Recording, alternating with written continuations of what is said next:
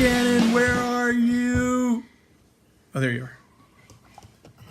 All right, again for mid-card mana. I had to like shut her up and like wait.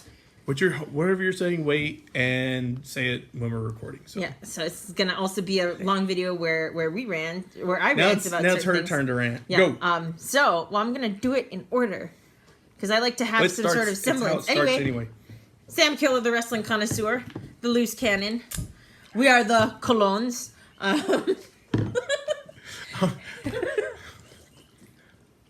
Here's Carlito. Primo, Epico, Carlito. I spit in the face. People don't want to be cool. Did I ever tell you that I did that once to a coworker? You did. It was good. He was a wrestling fan too, and I was like, so he appreciated it rather than. It was actually his apple, and I was like, and I hate apples. I was chewing it, and he's like, "Don't you dare!" And I was just like chewing. He's like, "Don't, please don't." And I was like, I spit in the face. People who don't want to be. It was just all over him. Because he chewed it for like 2 minutes. It was like applesauce. Yeah. It was great though. Anyway, because our Raw review took so long, this is for the rest of the week in WWE. Part deuce. Yeah. Part 2. Ilua. We're Hawaiian show. See. Ilua. So, we're going to talk about Smackdown Live, which happened on November 28th, as this past Tuesday. Mm-hmm. So, first thing that happens is Shane starts the show, calls out KO and Sammy. Here comes the money. Expressing disappointment that Daniel Bryan didn't fire them after their match last week. Daniel Bryan comes Kevin out. Owens won. Even though Sami Zayn won. Oh, yes, I'm sorry. Sami Zayn and Kevin Owens won. Oh, my God. Sammy got the pin. Sammy got the pin. What is the Kevin and Sammy show? It's the Sammy and Kevin show. Depends on who you ask. If I ask Kevin Owens, he'll say it's the Sammy and Kevin show. If I ask Sammy, he'll say it's the Kevin Owens and Sami Zayn show. So who are you going to go with? I'll fight you. Who are you going to go with? Sammy or Kevin? I'll fight you. I want to know right now. Because Sammy's more important to me, I'm going to go with whatever puts him at the top. So you're going against Sammy's wishes. Okay. Just mark that down. I'll fight you. Notch it next to the 2 points I got in the last video. Anyway. So this one starts ranting. So off camera. Yeah, so I'm gonna get to that. Usually I do this booking ranting thing. So Daniel Bryan comes out and says, you know, as someone that's been fired from the WWE a few times, he believes in second chances, and so that's why he thought that KO and Sammy should keep their jobs. Valuable. They're valuable, and if not, they're going to go to Monday Night Raw. Show. Right. Which Shane's just like, good. Not I don't my care. Problem. But Daniel Bryan points out that both sides have sort of have let their emotions get the better of them. Shane says, you know, Kevin Owens beat up my father, Vincent Kennedy McMahon. And I don't think he actually says that, Vincent Kennedy McMahon. But, and Sammy cost Shane the Hell in a Cell match. Double check. And then they both cost SmackDown Live a Survivor Series win, I guess. Triple check. But that's untrue because SmackDown Live was already kind of not going to win by that point. Yeah. This is another booking that I think should have happened. So, then my tangent now, my turn for tangents for Blue Band. So, rubbing off on you. Kevin Owens and Sami Zayn should have come in closer to the beginning and cost maybe and gotten Shane and Randy Orton eliminated because those are the two people that have been most in the feuds between them. Have them get those two eliminated. Leave John Cena, Bobby Roode, and Shinsuke Nakamura left. Have John Cena get eliminated by Samoa Joe to start that off. He's free agent. He can bounce back and forth. Start the feud with Joe. Both of them only have so much time left. And if you don't want to give it a WrestleMania moment that it deserves, you can have the very least give it a Royal Rumble moment. Or save it for next SummerSlam. Something. So then have John Cena get eliminated by Samoa Joe. Have Bobby Roode get eliminated somehow. Doesn't really matter specifically who, because he would be, of course, brand bound. but then have Nakamura be the last one. Even if SmackDown needs to lose, have Nakamura go down in a blaze of glory, Kinshasa or Bomaing, everyone and anyone that he can until finally the numbers game goes in and costs him the match. If you did that instead of having take out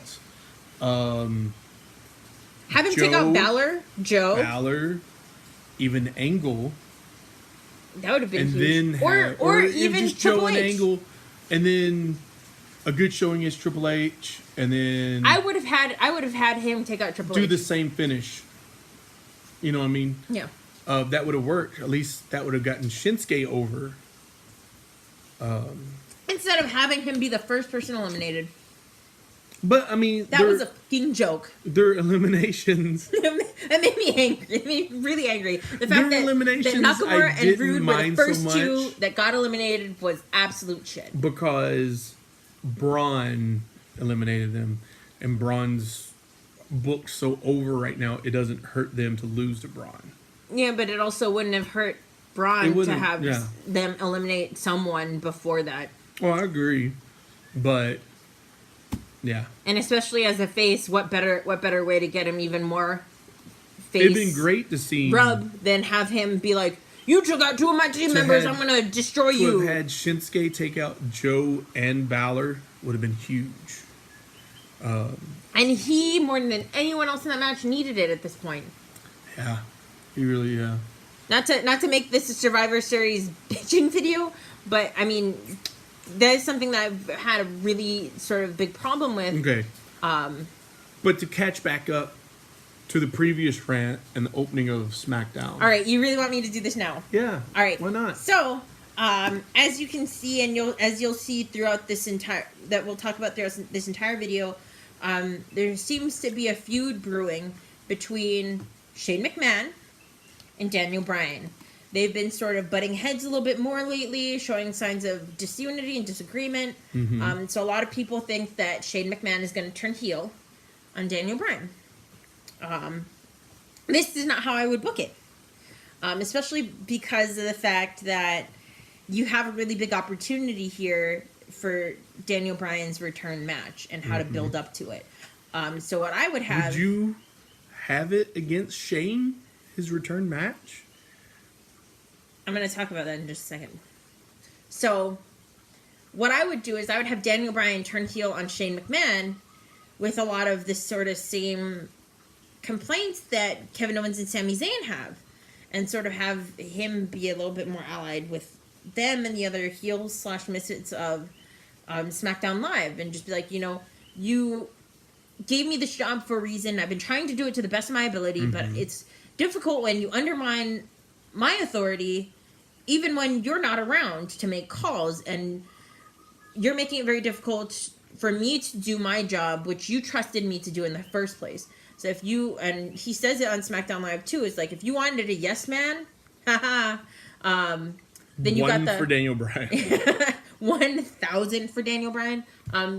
Then you got the wrong man for the job, because Daniel Bryan talks about how he's going to always do what he thinks is best for the talent and the company and the brand and everything. So have him go off on that and be like, I tried to do what was best, I thought, for SmackDown Live, and I made some major acquisitions. And you can bring up the, the SmackDown Live Absolution, aka the Riot Squad. Have him talk about being in the works, or being part of the reason why Nakamura came to SmackDown, why Rude came to SmackDown, why they have all of this really good talent that has really elevated their brand, and yet have him say, but you keep trying to undercut me at every point and take credit for all of this when I was the one that did a lot of the legwork on this. So have Daniel Bryan turn heel, righteous heel, honestly, with justified anger on Shane McMahon. And I only say heel because what he's going to do in the interim between the match that's going to ultimately build between Daniel Bryan and Shane McMahon, which is going to have Shane McMahon taking ridiculous bumps, is he's going to send out all these people that flocked to him. So 1 week or one pay-per-view, it's going to be Shane McMahon versus Kevin Owens again. Shane What I McMahon like versus about Sami this Zayn. idea Shane McMahon is- versus maybe Neville if Neville were to ever come back, which is a pipe dream, I know, but something like that. Until finally, all these people keep losing to Shane somehow, and then finally Daniel Bryan realizes that the only man that can take down this authority is the man who took down the original authority. That's Daniel Bryan. So Daniel Bryan comes back, basically destroys Shane. And that'd be a way to take Shane off of TV for a while, which I think they've been trying to figure out how to do, especially because they just brought Steph and Triple H back. So have Shane off TV for a while. It'd be a good way to send him off for a little while. Get people to like Shane again, because I think people have been kind of burning out on him. Yeah. And then have a good run of Daniel Bryan as the de facto head of SmackDown. I would tweak this only a little bit because first you said turn Daniel Bryan heel against Shane, which I think could be possible, especially depending on how heel Sami and Kevin are At that point, anyway. Yeah. And it would be difficult because the fans want Daniel Bryan to return so bad. And they want him to return as a face so bad. Yeah. He is wrestling So, Jesus. Yeah, really. What I like and with about his hair it growing out, he literally looks like wrestling is- Jesus. is him not wanting to return for a match in the storyline. And Shane wanting to go after him. Him basically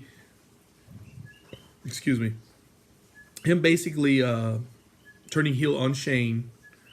Shane wanting a match. Daniel not giving it Denying to him. it. And basically Daniel costing Shane his job. It's like, hey, you are signed to SmackDown, so you are a superstar here. So therefore you are available to be booked in matches. And But Daniel Bryan in this essentially- kayfabe at this point is not. Right. So to get Daniel Bryan to really be hated and for the heel turn, essentially you really need to align Daniel Bryan with the authority.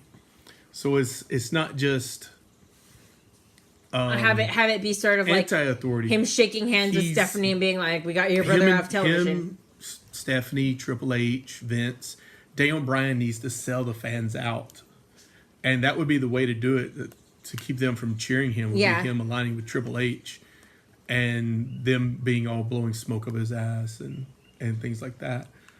And I think that would definitely have the fans booing him. No, no, no. And you get Shane over a little bit better that way as the anti-authority figure. And then when he finally does get the match, of course, everybody will be happy, but it would be against Daniel Bryan that you get the match. So fans will be happy about it, that we finally get to see Daniel Bryan in the ring, but we've also played into this storyline where we've beaten him, in a sense, into the match. And then you could turn Daniel face afterwards or whatever. Whether he wins or loses, I don't think it would matter. In his match back. I want him to win. Yeah, I would too, but I think if you had him lose, it would be better. His first match back, and after this whole storyline would play out, the authority turning against him, and Triple H pedigreeing him and allowing Shane to win, and restarting that feud. Well then, that would definitely next- solidify a double turn. Yeah, the like, next within a SmackDown, snap. Stephanie coming out and telling him, "You're fired from being general manager," and Which leaves him the opportunity to be signed as talent. yeah, that's how I would do it. Tag team, I appreciate. Mm-hmm. I appreciate it. I was going to say respect and appreciate at the same time. Anyway, But yeah, that's how back to- that's how SmackDown back started. also to SmackDown. Before we get a little too ahead of ourselves or out of control. So Daniel Bryan, like I said, was basically defending KO and Sami for a while. So they finally come to some sort of agreement between Daniel Bryan and Shane, saying that the match that's going to happen later tonight between Kevin Owens and Randy Orton. Is going to be a no disqualification, and Sami Zayn is barred from ringside. This becomes important later. So then some of the rest of the card is reviewed. Another women's trios match. Styles handicap match versus the Singh brothers, etc. So we get a backstage segment soon after of Sami and Kevin Owens finding Daniel Bryan. And they're just like, oh, his match is so unfair. Do you know how vicious and brutal Randy Orton is? You have to do something about this, Daniel. In which he gives everyone a nice hell no. Yeah. Which was, thank you for the fan service. Thank you, Base God. Which I like. It was a nice taste of, hey, remember when Daniel Bryan used to do this kind of stuff? Mm-hmm. But also I think, which was easy or better for their storyline purposes, that you don't have Daniel Bryan too clearly outlining or favoring one side. Yeah. At this point. At this stage, it really does feel like he is just trying to do the best job he can. Yeah. And that's against Shane. That's against Sami and Kevin. He's just trying to do against all the odds. Yeah. So I thought it was nice because then it keeps options open with what you want to do with all of these people, all of these different players going forward, and especially with Jimmy Jacobs gone. Yeah. So yeah, the next match after that was Shelton Benjamin and Chad Gable versus the New Day. Unfortunately, so Shelton Benjamin was the one that took the pin. It's kind of complete that Shelton and Gable are heels. Yeah. It was like a real subtle change, but over the span of months. Yeah. Real subtle, quiet heel turn. It wasn't anything that they specifically did per se, but nothing just major. Yeah, but it was a slow process. Their aspect. It was take a leg out changed, here, take a leg out there. It was all in-match tactics, where they went heel against basically the Usos, and it was never really defined, and the Usos also at the same time were very slowly turning face. Usos were on commentary with pancakes. I just want to point out it's very nice that they did it this way, but it would have been more meaningful if Gable and Benjamin had like a little emphasis on their heel turn. Like a solid defining moment that really proved that this is a different... One final match with American the Usos, Beta or something. Yeah. Where we actually see them get really vicious. And I mean, even if it's just on Chad Gable's part, because Chad Gable was the one that got injured by the Usos, and the Usos turned heel last year. Right. So having that sort of... and I mean, we still might get it. It just... I feel like it would have been better if we already had it. You know, I had said, it'd been nice if we saw them cost the Usos the match at Survivor Series. I think that would have been a good point. I was very surprised that didn't happen. That would have been a good point for it to be like the final nail, so to speak, for their heel turn. Any day now, really. Like, the sooner the better, I think, would be for it. But I don't know. Maybe it'll happen now. I don't know if we'll get it, honestly. I really feel like with their loss to New Day, that the Usos Benjamin Gable feud may be over. I don't know. This may just be a ploy. Have another New Day match and them cost the Usos the tag titles, putting the tag titles back on the New Day, and finally giving us the big complete heel turn for Benjamin Gable against the Usos, maybe. Where Chad Gable becomes a 2-time SmackDown Tag Team Champion. I don't know. Which it's possible that's the way it could happen. But yeah, I just want to reemphasize. Big E came out with pancakes and plates again and syrup, cold syrup apparently, all in his trunks, all in his ring gear. Presents it to the Usos. King Gold. honestly. The Usos and what's his face? The commentator. Can't think of his name. The one that loves the pancakes. Is it Byron? Yeah, Byron Saxton. Loves the I just don't hear Byron pancakes, Saxton. It's just like a tone. He loves Nia Jax. He sure does. Good match though. Yeah. I can't help but every time I see Shelton Benjamin and Kofi Kingston in the ring together, that's my next tag team. I would totally, after the New Day splits up, I would put 10 Kofi. years from now? It's not going to be 10 years. All right. But 2 years from now? I would put Kofi and Shelton in a tag team. That would be my tag. Their styles would work really well together, considering they are two very distinct wrestlers. Imagine those two as a tag team going into the Royal Rumble. Amazingly, their numbers are drawn together, back to back.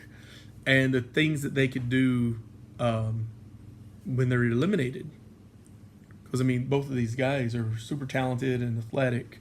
And Kofi gets a spot every Rumble. We usually get a spot, and Shelton's had a couple. And so, we could see some really cool stuff. I just think about that, and the matches themselves would be really cool. Book it, WWE. What's next? So the next match afterwards were We Don't Get Hype, We Stay Hype versus the Bludgeon Brothers. So another part of the Wyatts that actually got a win this week. Wait. Keola. Get in. I don't know what we call ourselves. Hammer Brothers. God, Harper is getting crazy reactions. Oh, God, they love him. And he did before anyway. Yeah, That's what's so... The fans have always really been behind him. Heel or face, Wyatt's singles run. It looks so... He's just undeniably talented. It just looks so good. It looks vicious, and it looks... the fact that him and Rowan have lots of experience working together as a tag team from back in NXT really helps, I think, this current run of them being the Bludgeon Brothers. Yeah. Because they know each other's styles really well and know how to work off of each other. In some ways, I really wish they had chosen a different name. Hammer Brothers are copyrighted, I'm sure is why. I really feel like if they'd called themselves the Buzzard Brothers, it might have connected a little bit better to the past. Because I almost swore I heard them called the Buzzard Brothers. And I was like, that would have worked really well since they were the Wyatt family and followed the Buzzards. I think they're trying to distance themselves, or I think they're trying to distance them from the Wyatt. But they keep bringing it back up. Yeah. Well, and they also, Eric Rowan right here still has the sheep mask. Right. It's a different sheep mask, kind of, but it's still it's the same one he used before this gimmick. A sheep mask. So, I would do away with... For one, I hate their outfits. The outfits are really bad. Yeah, it doesn't seem quite as... I know Rowan has tactically put on sound. Some weight. Has he? Compared to when he first started. Oh, well, He's bigger. Bulked up. He's bulked up, but I think he hasn't lost any fat while he's bulked up. Mm-hmm. So, he just looks bigger. Honestly, I don't think I would have done the whole gimmick. Like, maybe the jackets. Otherwise, I would have had them come out in trunks. And Bones just been cracking. Yeah. Just been straight Harper, up. Hanson and Brody looking, black trunks, black boots, and just that'd been it. And let it all hang out. They're heels. Who cares? Yeah. Let it all hang out. Let Harper and Rowan be fat and whatever. And they don't even let KO do that though. Right, but who cares? Let them. I think they should own it. They're the Bludgeon Brothers. As two people who are overweight for our respective heights and stuff. Do it. Book it. And let Chris Hero wrestle without a shirt. Do it. Damn it. God damn it, Dusty Rhodes did. Dusty. And if you're honoring the Dusty, as you did at Stockade. So What better time than I just now? think they're healed if you anyway, will. so it shouldn't matter if the fans are grossed out by it or whatever. They're heels. I mean, what fans are really going to be grossed out by it? I mean, like, we're people that already watch people sweat all over each other. Right. We watch wrestling. So we've seen much grosser stuff happen. Like, I just think it would be a better look than they're covered. They're completely covered. Head to toe.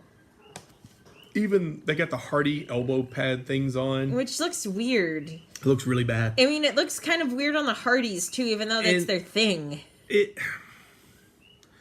whole outfit things, I don't know. It's dated.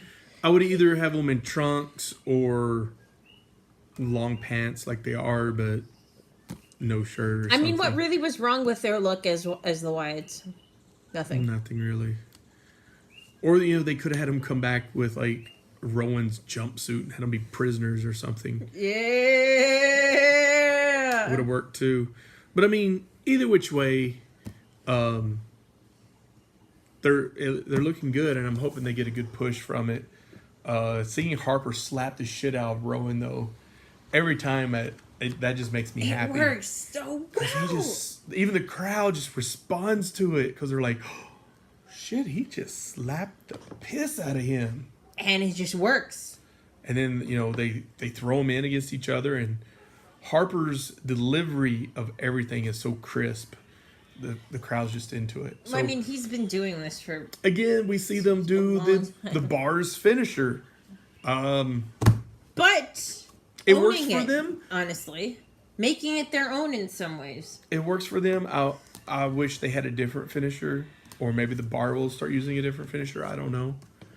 We'll see when Sheamus comes back from sabbatical. But they get the win. And very decisively. Also costs the Hype Bros. Finally, we get the finish from the Hype Bros. And like I was just talking about, it's been teased for a long time. Gable, a long time. Benjamin and Gable were just talking about how the turn's been slow, and it never really had a pinch point. This Hype Brothers turn seems like it was done. Yes. And I don't know if nobody got the memo from Jimmy Jacobs that the turn was done, but they started booking them against Bludgeon Brothers the past couple weeks as the faces, which was awkward already for anybody that's been following SmackDown. But tonight last night we get the pinnacle point of Mojo turning on Zack Ryder. Finally, we have a ending to this turn. Something that has been teased for, like we said, quite some time now. A long time now. First, it seemed like Mojo was going to turn. Then it seemed like Ryder was going to turn. Then they made it look like the tag team had turned. Was going to turn and actually, the tag team was being booked heel until just recently. Until the Bludgeon Brothers, because then... And so now Mojo's turned, and I don't know where it'll go from here. I don't know what room they have. Hype Bros feud, maybe. I don't know what room they have for Mojo as a heel run on the roster. Except for against Zack Ryder. Yeah. I would assume Zack is just going to fall wayside as the jobber. For now. Which he has been used fairly consistently as over the past decade. Honestly, if this had been me, I would have... Here we go. You ready for it? Never ready for it. Never ready for it. Just like Asuka. I'm never ready for Asuka. I wouldn't have had the Bludgeon Brothers left the ring, or I would have had them left at all. They would have been like ringside, gathering their bits, and I would have had continue to do the same thing, have Mojo turn, beating him down, Harper and Rowan roll back in with the hammer, offer it to Mojo. Take the hammer, Mojo. Finish him. Mojo takes the hammer. I wasn't going to do it. I don't support that. And eliminates Ryder right there. Big hammer shot to the head or something. And have Mojo join. Yeah, murders him right on the air. Just a big hammer shot to the head like Triple H always does. And have Mojo join the Bludgeon Brothers. And now you The have Bludgeon a trio. Bros. It doesn't say there has to be 2 brothers. You have 3, and Mojo come out just like them next week. They don't get hype. They crush hype. Harper, Rowan, Mojo. See, it would have been gold. And Obviously, you would probably go by Raleigh instead of Mojo. No, she should just be Mojo. But Man. not as hype. Maybe grow out a beard. No. Stay hype, but do the different color scheme Grow out the beard. instead of having stop the thinking- orange. Stop thinking Having WWE. having it red. No, enough, Cornette. Mojo grows out the beard. He's all depressed. And plays off the Bludgeon Brothers thing. Why not? Another 3-man group. Can turn down the hype though. Cannot turn down the hype. What else are you gonna do with him? You know what I mean? He'd be fine. I'm not saying that turning down the hype would be bad. I'm just saying I think he's physically incapable of turning down the hype. There would be a great rib that stick him in there where he has to turn down the hype. He just struggles every week. Goes to like chest bump one of them.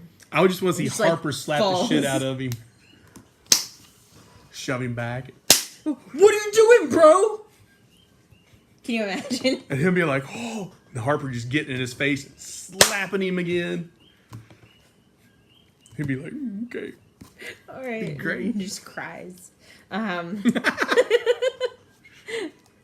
I mean, not outside of the realm of possibility, because I mean, we did see at War Games, Roddy did dress up like the Authors of Pain as sort of a show of unity. Right, So, right.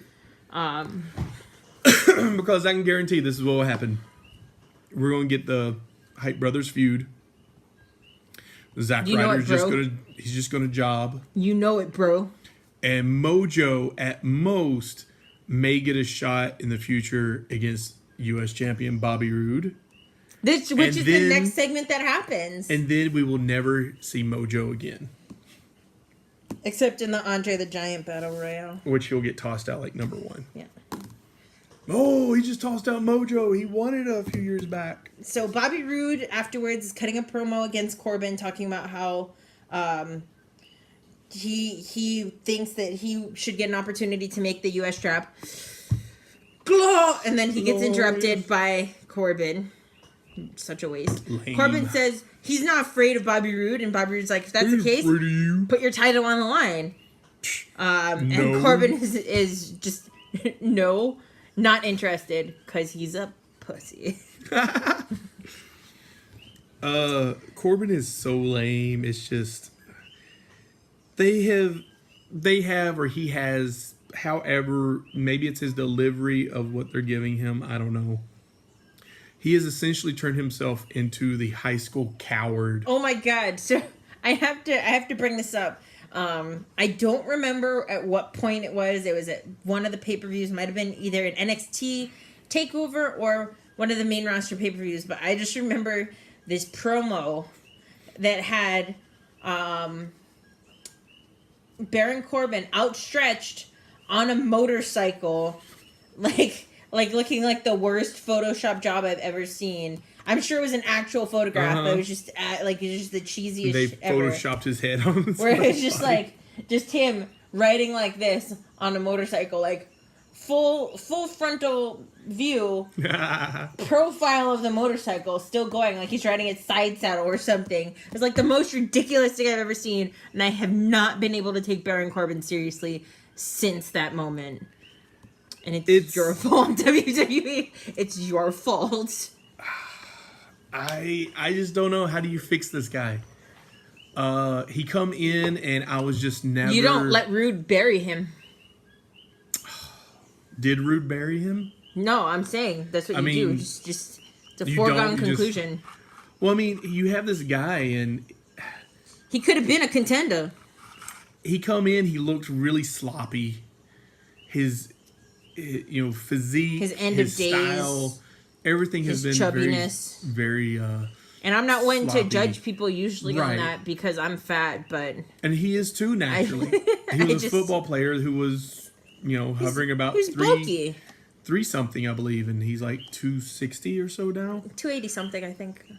And, He's he's tall tried also. to get it under control and rip up, but I just don't think he has the genetics to get beefed up like that. That's my these guys. excuse, too, why I got all that. This is a guy who I think should be like flabby.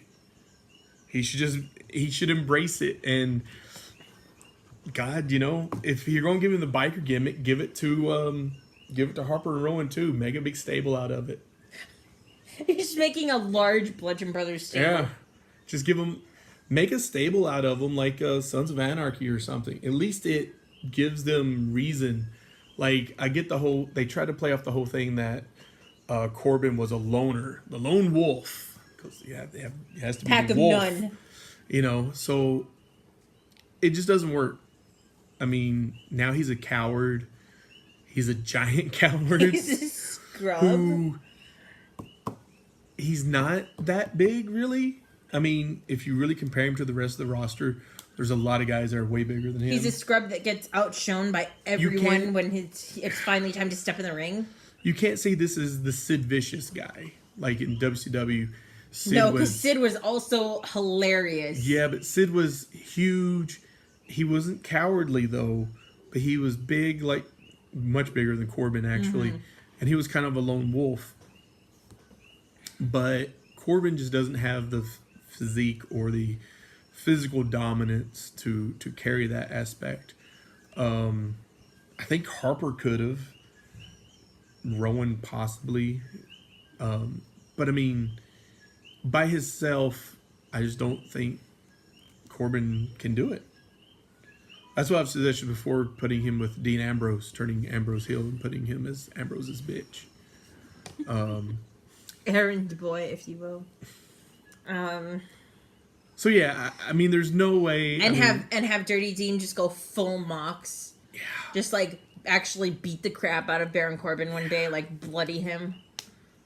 And to prove that it ain't about size. Essentially, Corbin would be his protege. And Corbin could probably get over from that.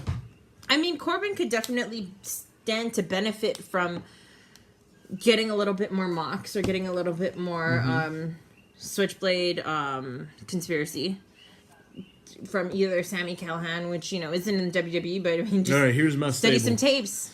It's Ambrose, it's Corbin, it's Harper and Rowan. You could throw Mojo in there, too. You're not doing anything with these guys, really.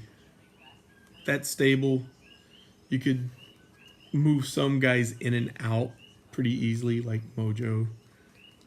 He could be around for a while, then get taken out, replaced with whoever.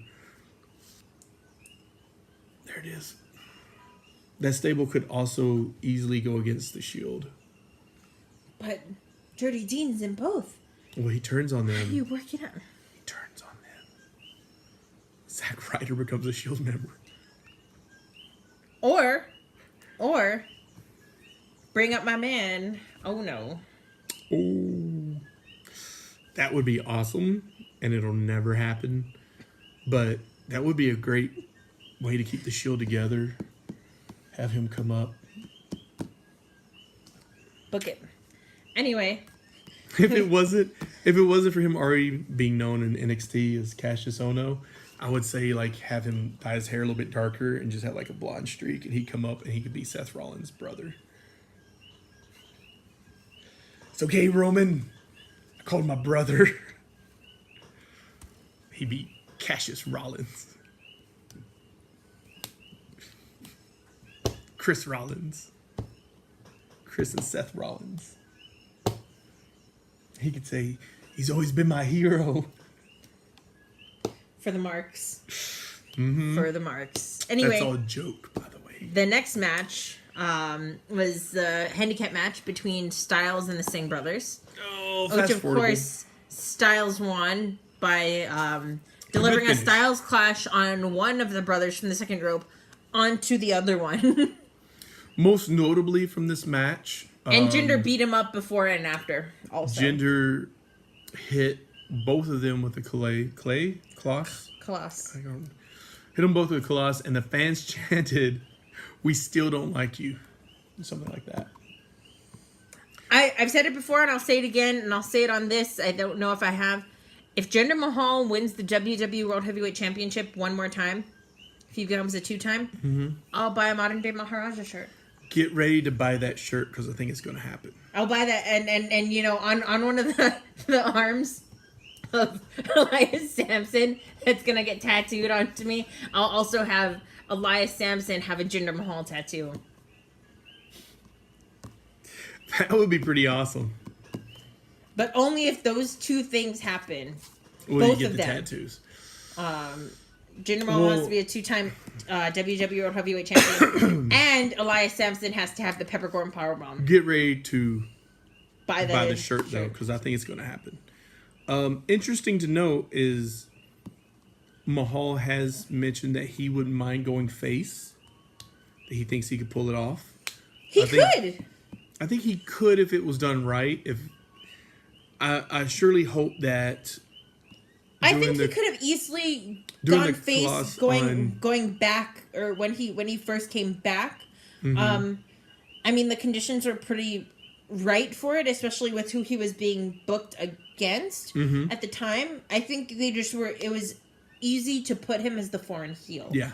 And especially he does a good because job you weren't gonna have Nakamura be the foreign heel, and you weren't gonna right. give Rusev another chance. But I mean, if last night was any sign, like if you thought turning him on his two henchmen was going to do it, then that was very poor. No.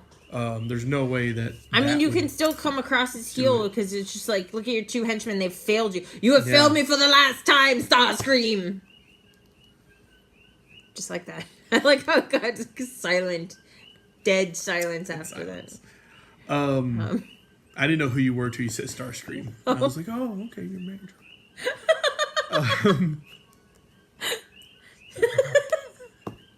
It would have been great if he had done it and said that. This is awesome. The pops He have got been on the huge. microphone. You failed me for the last time. Starscream. Starscreams. Hopefully it wouldn't have been silence. Yeah, so I don't know. I think Mahal may win it back at Clash of Champions. To set up for AJ Styles being a 3-time. I don't know. I feel like they're not done with Mahal yet on some level. Oh, not at all. He's fighting Triple H. Has that happens in India, like a week or so? Yeah. Yeah, I believe so. So I mean, I don't know. I don't know how they'll set that up. See when that match is, because I feel like they would. On it, boss. It would mean more if he was champion going into that match. I don't know. I think a lot of people are like, well, champion versus Triple H. You're going to put the title on Triple H. I don't think Triple H needs the win or necessarily would not put over Jinder Mahal. Saturday, December 9th. And when's Clash of Champions? That is Sunday, December 17th. I know, because that's my next day off. I wonder if we'll see a title change before Clash of Champions. And AJ get it back in Clash of Champions. Stranger things have happened. It's tough to say. I don't know exactly where they're going with things on SmackDown. It kind of depends on what their idea is for at WrestleMania. Mm-hmm. John Cena versus Jinder Mahal has been thrown out there. So I mean, by Jinder Mahal. By Jinder Mahal, but apparently there's some strong leaning behind that. It would be interesting to see if Cena would do the job for Mahal. Yeah, the question is do you want that to be for the title? Because if Cena's not willing to do the job, do you really want to strap Cena again? Do you also really want to give him 17? Yeah. At Mahal. Right. With Mahal. Do you want that moment to be shared with him? Right. I say no. I feel like if it's gonna be for the title, I think Jinder should keep the belt. And a Cena rub would definitely go a long ways. Oh, that would be Jinder Mahal. huge. It would be absolutely huge. And I think for Jinder specifically in a way that it didn't, not to drudge up our long rant that we had about Roman Reigns, but definitely in a way that it didn't for Roman Reigns, a rep from Cena would really, really help him a whole lot. Yeah, especially... And establish him as... Especially if he wins it back from AJ, gets a rub from AJ, because AJ is going to sell like nobody for Jinder. We've already seen it. Even, the match where AJ won the title. So, I mean... Or in any alone, of the pre- or post-match beatdowns that Jinder Mahal tries to deliver to AJ Styles. I mean, Styles sells the Colossus better than anyone else. Clash of Champions. Except perhaps the Bollywood Boys, because maybe they just sell everything. If Jinder wins at Clash, maybe a rematch at Royal Rumble, where Jinder retains again. And then have AJ Styles fight for the title twice in 2 Royal Rumbles in a row. And then, but would you have Cena win the Royal Rumble to challenge Jinder Mahal? Or would you have Roman Reigns win the Rumble and challenge Brock Lesnar? Neither. Because that's probably the scenario they're looking at right now. Because you could easily say Cena just comes back and challenges Jinder Mahal. I mean, he could do that even without winning the Royal Rumble and taking away that moment from someone else. Right. Honestly. From Roman. But I really don't think... I say Roman Reigns... I say Roman is not in the Rumble match this year. No, really? And is instead in a title match for the IC where he drops him. So... And is not actually in the Rumble.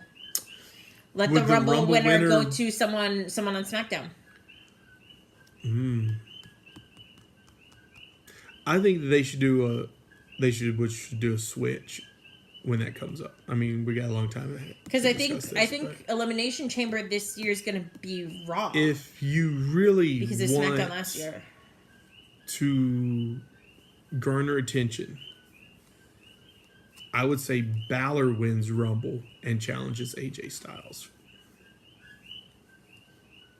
for the title. Assuming one of them has had a brand switch. Well, you win the Rumble, you can challenge anybody you want. Right? I think they've been trying to keep it brand specific. So if a Raw person wins, they challenge for the Universal. If the SmackDown person wins, they could always go with, they could always switch it back up. You know what I mean? They could, but I think they're trying to avoid doing stuff like that by having I don't think they're above it. Well, I mean, by having things tied to brand specific events, so that's why they would just repeat it like 6 billion times. Well, I mean, SmackDown this year is probably going to be, or not SmackDown, Raw this year is probably going to be Elimination Chamber, which is going to take care of that aspect of figuring out the number one contender for the Universal title. So Roman probably wins the Elimination Chamber. They could easily take the belt off Brock in Elimination Chamber. Which is what happened last year, I believe. They took it off Cena. Yeah, and put it on Wyatt. Which was excellent. It was until he lost it in that horrible match against Orton. With that weird entrance. The weird snake sperm entrance. It was all bad. It was very bad. Yes, I don't know. Anyway, we're getting carried away. Yeah. This is just try and go back to SmackDown. I'm sorry. Well, we can record another related, but yeah, I don't know where they go from here with AJ and Jinder. Either which way it goes, it's questionable. I don't know if that's a good thing for WWE. I don't know if it's a good thing for someone like Jinder Mahal. It's not. I think for AJ Styles, it can very easily turn into something that is good because of the fact that he himself is so undeniably good at what he does. So I think any situation that you have with AJ Styles can very easily be salvaged in a way that it would be very difficult to work with anyone else. The pros are that Rude isn't being rushed and is going to be going the Intercontinental route. The U.S. And the U.S. title route. and that gets him, instead of being pushed too soon like I feel Nakamura was. to disastrous results. Yeah. So that's good. And it also puts, a light on the U.S. title. Mm-hmm. It'll make it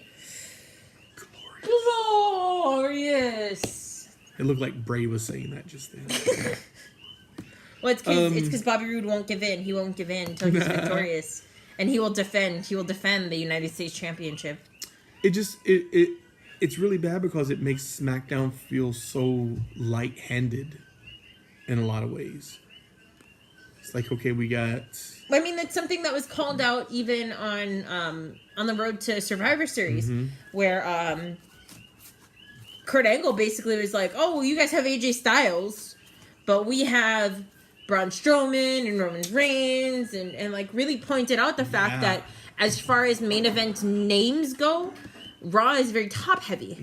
Whereas SmackDown has a couple of the really, really big stars, such as AJ Styles, Charlotte Flair, the Usos, which they're hotter as a tag team than they ever have been. SmackDown has a really good... And the New Day. SmackDown has tag teams. SmackDown has excellent tag teams, honestly. It's a lot more well-rounded, which is the good thing. They have a woman's Money in the Bank holder. So yeah, there's that. Even though they released the first one, James Ellsworth. In case you're wondering. What you got? So the next match that happens is the women's trios match. That was Charlotte, Naomi, and Natalya versus the Riot Squad, which is the name of the NXT call-up stable, and that is Absolution. Ruby Riot with 2 T's. They added a T to Ruby Riot's name. It's Ruby Riot, Sarah Logan, and Liv Morgan. So Ruby Riot gets the win after hitting a Riot kick on Charlotte. So she actually gets the pin on the champion. It's just so weird. The parallels. And Naomi actually gets stretchered out. Former champion gets stretchered out. In what many people are debating is either a real or work injury. It would be pretty simple to call it a work injury because, I mean, it wouldn't be the first time we've seen that sort of thing. But also when she was thrown into the barricade, into that barricade spot where she hit the barricade in the corner, it sort of appeared to be similar, or not similar to, it sort of appeared to be kind of a botch where they had thrown her too hard so her body didn't have time to adjust and take the hit correctly. So it looks like she took most of it, or at least part of it, on her arm, but there's also the chance that she might have injured her neck and maybe separated her shoulder taking Hopefully the hit. Not. I'm hoping not. I hope it's a work. Please work me, WWE, because I would be very sad if she was just out got an for injury. a while. Yeah, with a knee injury, I want to say. Yeah, hopefully not. But I did notice that. I just felt it was more of a work. I hope it was. But we'll see. The parallels between Raw and SmackDown over the women's division has just completely turned me off of the whole thing. And I'm just kind of like in limbo over it. Like, why would you do something that's so similar on both shows?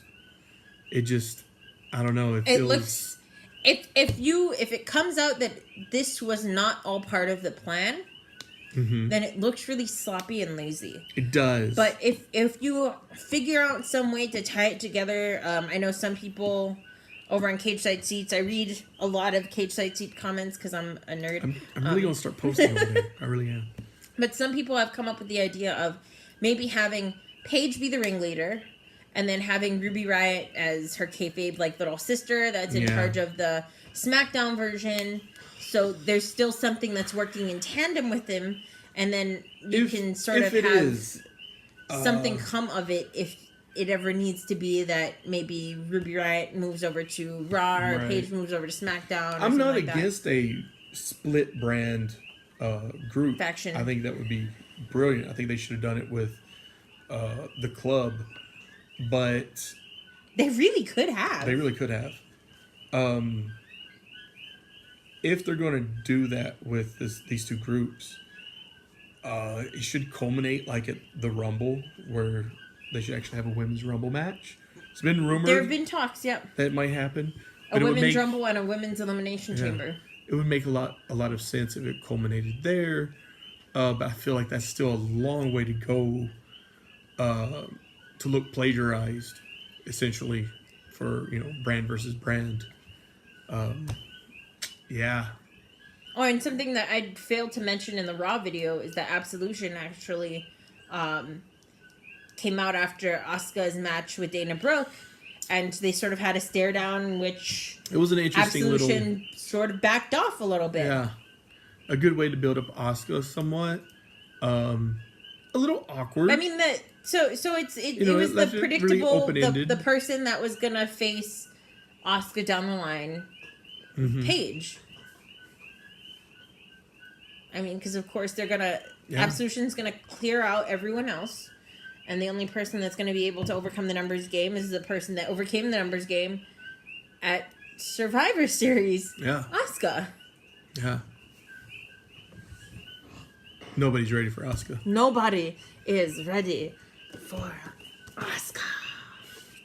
It's just the other way around. Why?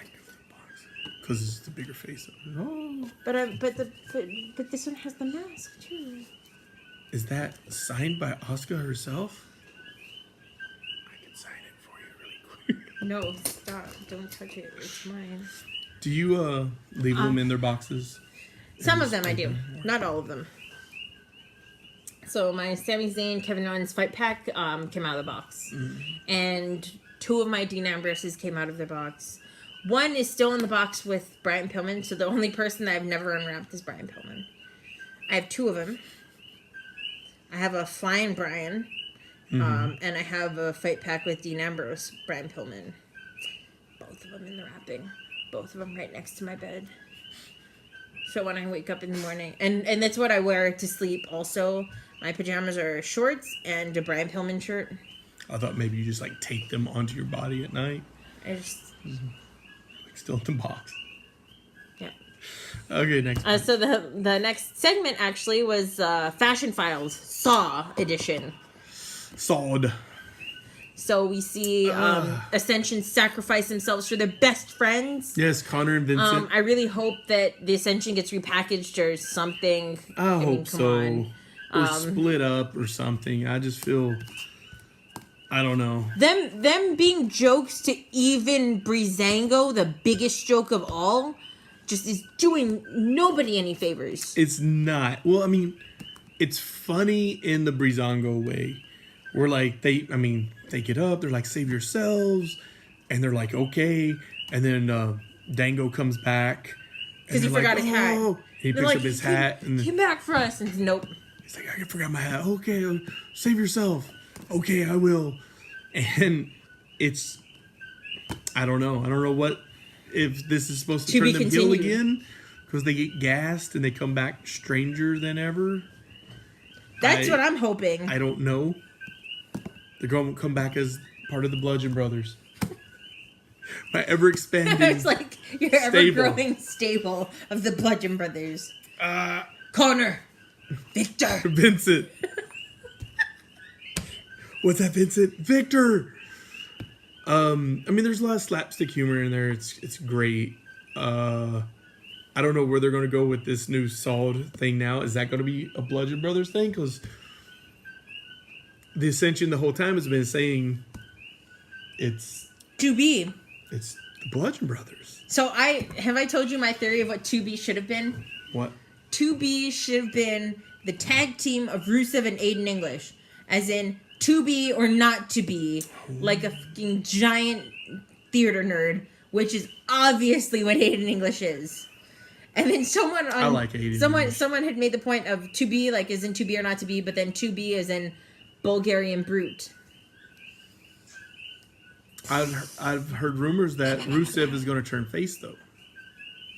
So they can be faces to the Breezango heels. Breezango aren't heels. They gotta be face.